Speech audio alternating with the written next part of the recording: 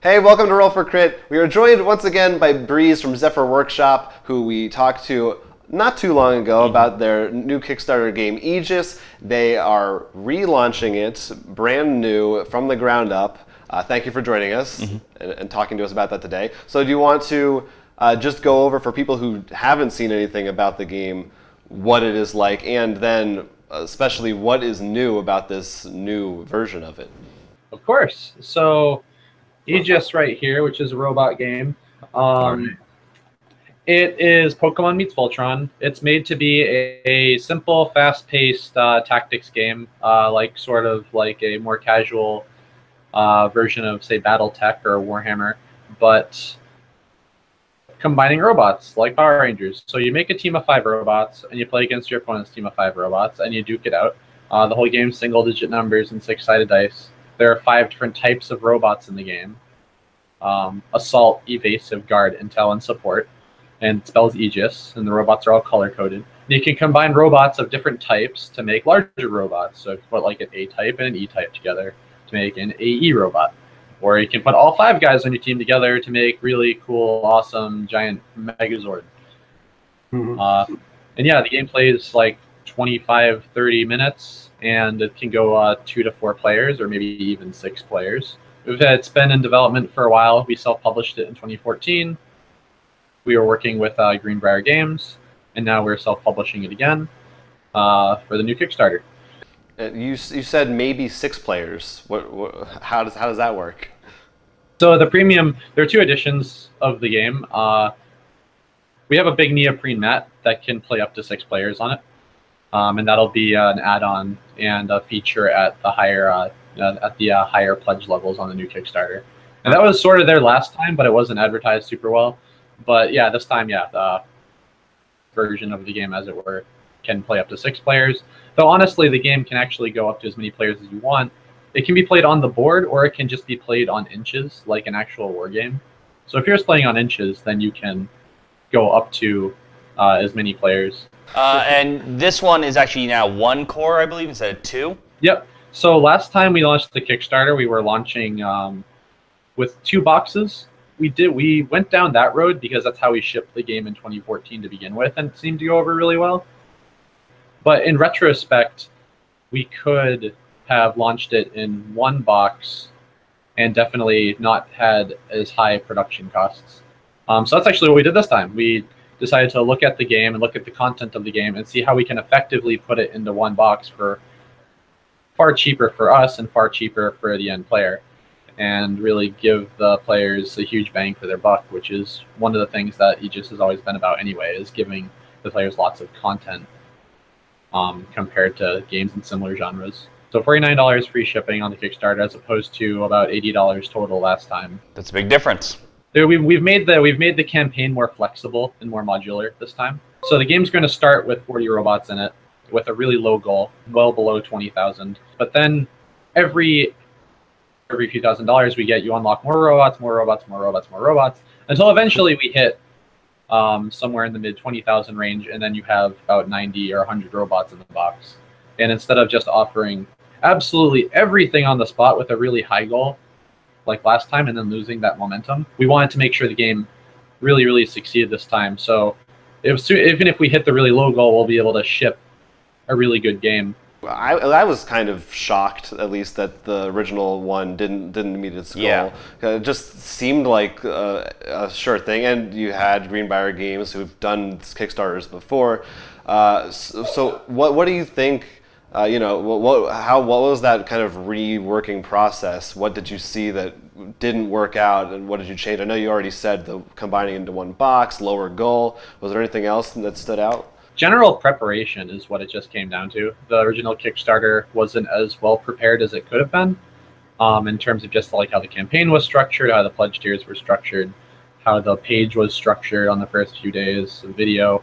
I think it was a lot of goofy things with the campaign, and then like a lot of things like just logistically could have been better. I think the game was great. I think I think we did really well, all things considered. $30,000 was... It's nothing to sneeze at. Yeah, not at all. It was also a shorter campaign last time. We did a 23-day campaign. And And so this time we're just doing a more traditional 30-day campaign. It was interesting. Even though we actually did really well the first few days of the first campaign. We got about $14,000 across the first 3 days, and that put us on a really good trajectory. But it's when people would see the game on day 1 or 2, and they saw that we only had like $7,000 or $8,000 out of 40. It said 23 days remaining. That was a weird thing. I think that actually like confused a lot of people who were confused, who weren't necessarily super familiar with Kickstarter. Like I think a majority of people don't know that Kickstarters can go more or less than 30 days, since most of them launch at 30 days. So if you see, even though we were doing really good, it didn't seem that we were doing good because it said that it seemed like we were already a week in and we had nothing, when in reality we were doing really good on our first few days.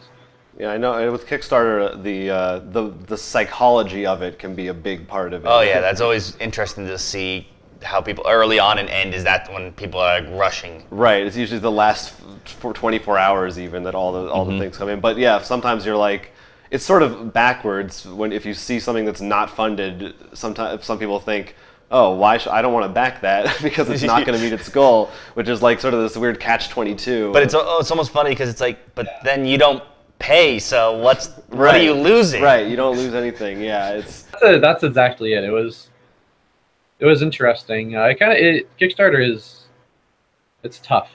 It's people do get it. It's a lot of it is psychology, and probably more of it is psychology and advertising than it is anything else, which is definitely something that we've learned. And we're pretty excited to try it again with like a sort of different approach to things. So aside from the presentation, the mechanics, the rules, and the art, all of that's still the same, or did you do any kind of tweaking or anything? A few cool things were born out of the last Kickstarter, actually. We didn't have a tabletop sim before the last Kickstarter. So once we had that and we figured out kind of how to stream, we just started doing that, and that has kind of helped expedite our testing processes a little bit. We've been testing like stat changes and other things. We've been doing art streams where I've been refurbishing some of the art on it. So the game's gotten polish and touch-ups here and there. We're aiming to make it. We're always in like a battle to make it smoother. So yeah, I went in with our with my graphic design assistant there, and we kind of like looked at the rule book and we kind of went up and down it and things like that. And now it's like much more graphical. That's the thing. We didn't actually have a finalized version of the rulebook ready the first time the Kickstarter ran. Even though the rules were final and good for a while, we just didn't have it the last time. So this time we'll have the rulebook ready for people to look at on day 1 instead of like day 5. No, that's always a very good encouragement to get people to play to back. If you can actually get a, but I mean, you also did all those streams and stuff too, so it's easy to get an idea of how the game plays, which is nice. Yep. Now, in our last interview, we talked about the upcoming Power Rangers movie, which now has come out and left theaters. Has that affected the game in any way? It was a joy. That movie was a delight. We all, the whole team here went to see it. We went color-coded, actually. Everyone was in a different color. But did you have a green and or a white? We did. We did the green. We did have the Green Ranger. All right. As rebellious as always. So it was a good time. I appreciated that movie. I don't know if it necessarily affected my thought process on Aegis very much. But I'm very happy to see movies and more stuff about combining robots popping up. And Krispy Kreme. Everyone should go out and eat Krispy Kreme donuts. Was that we have not seen the movies. Did they advertise for Krispy Kreme? You haven't seen the movie? We had the movie came out right when some turmoil happened around us, so it just sort of left before we had the chance. It was a rough month. Yeah, I know. You gotta see it. You don't understand, man. There's like 3 main characters in the movie. There's Jason, Zordon, and Krispy Kreme. You don't even understand the extent to which. I'm sold. You don't need to say another word. Combining pastries and characters, that's Jonathan's weakness. Yeah. Yeah, the movie was very shameless. It was very hammy, and I'm very much looking forward to the next 6 movies. All right, got your endorsement. You heard it here first. I guess we could go back to talking about actual game design. It's not as fun, but I did want to go talk more in depth about what it's like working with a publisher versus self-publishing. And I don't know if there's any kind of like, I don't know how much you can say if there like between you and Greenbrier, or how much you want to say what that separation was about. Well, it's no, like, there's nothing bad between us and Greenbrier. It's like totally all right. We're still like helping them out with Gen Con and everything. We're still so we're still tight. But self-publishing versus publisher, it's just a completely different set of challenges. I think one of the mistakes I originally made way back when is that I saw signing on with a publisher as like, this will be the easy way to do things. Sign on with a publisher, the game will get finished and it'll get shipped, and now I can just focus on like making games and not publishing games.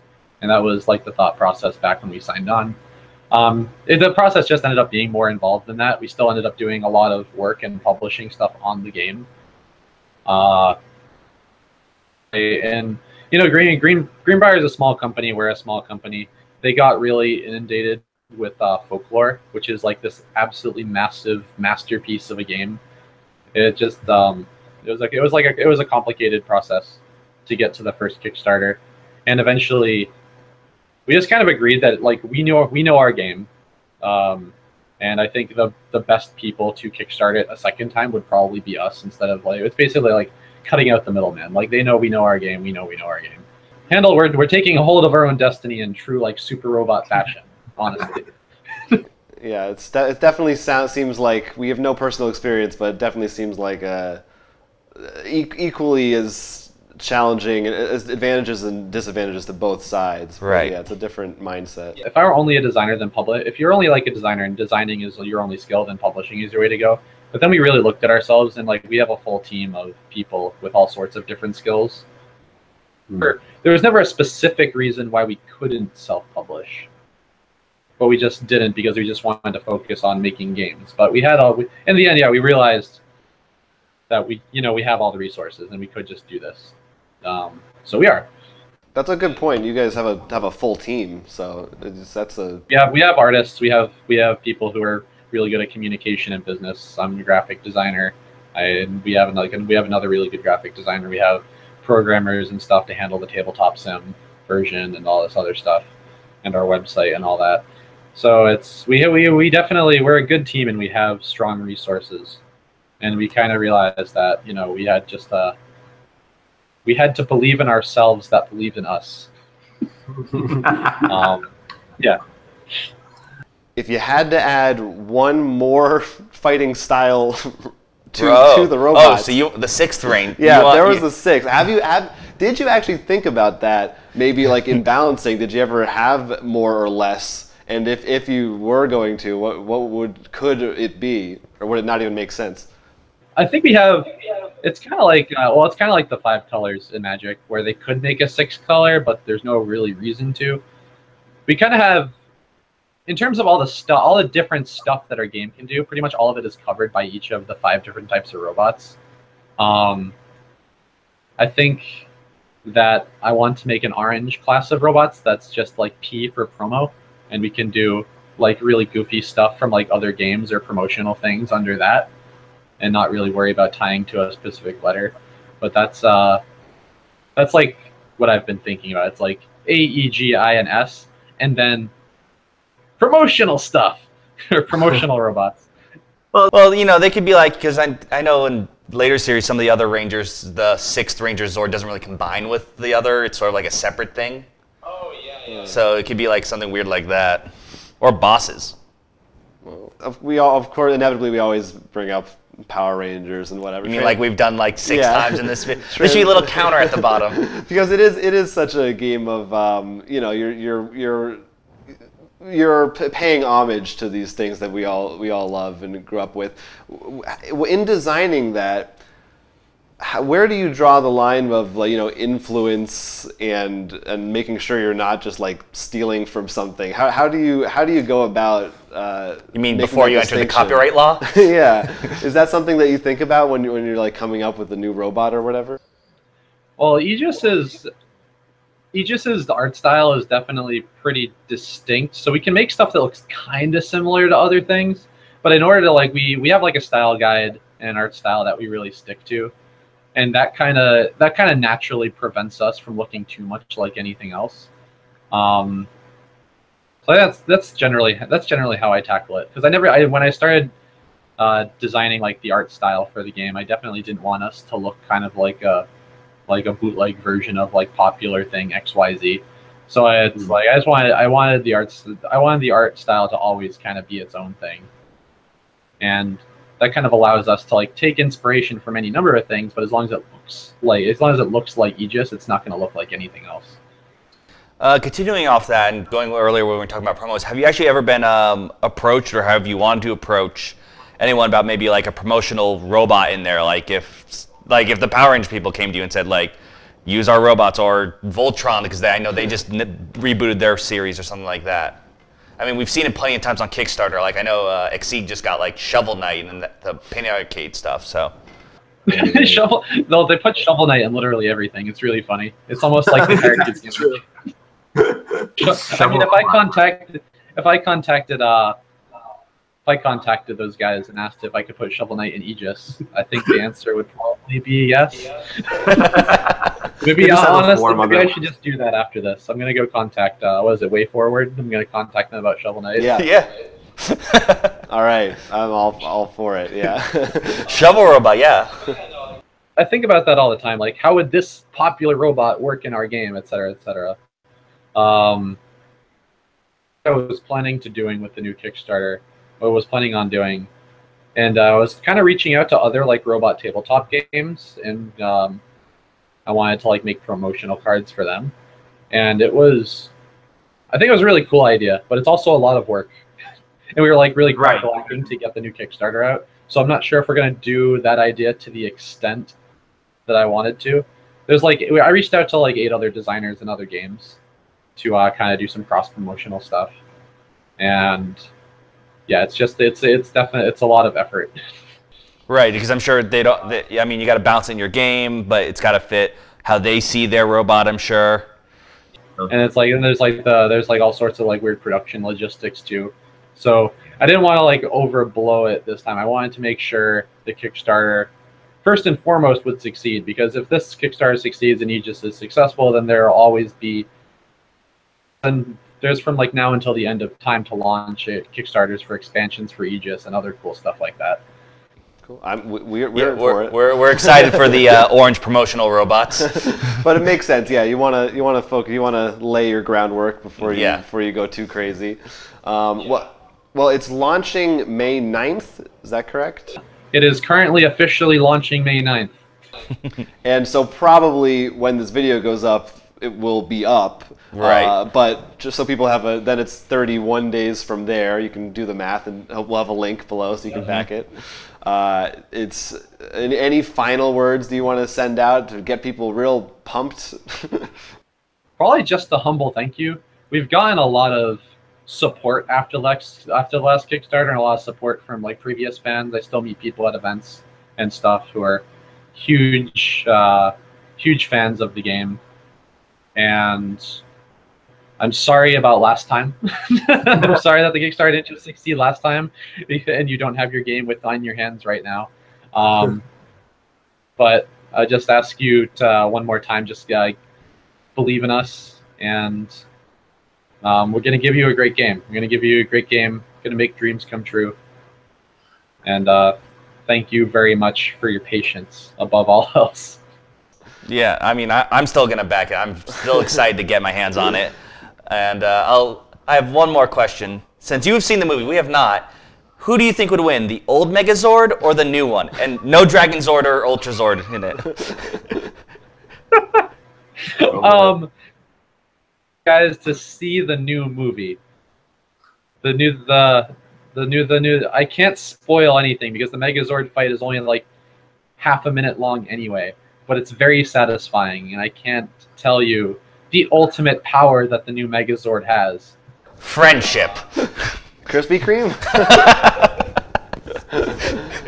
Yeah, everyone should see Power Rangers. Very good. And will you come back and join us when we do our Transformers The Last Night review? Please invite me on for the Transformers Last Night review. I refuse to see it, but I would love to talk about it. Okay, we'll make it. So you're going to be the only one who sees it. This is going to be us listening to yours. Don't give Michael Bay money. What's wrong with you? At any rate, for good robots, for non-Michael Bay robots, you want to back Aegis on Kickstarter. I mean, we've seen Kickstarters before that don't make their goal, and they come back, and usually they're always bigger and better, and they do really well. Thanks for watching. It's been awesome. As we said, check out the link in the description below to back this game. Looks really cool. It's Aegis on Kickstarter now. And we're talking to Breeze. Until next time, I'm Jonathan Estes. I'm O'Keeler, and this has been Roll for Crit.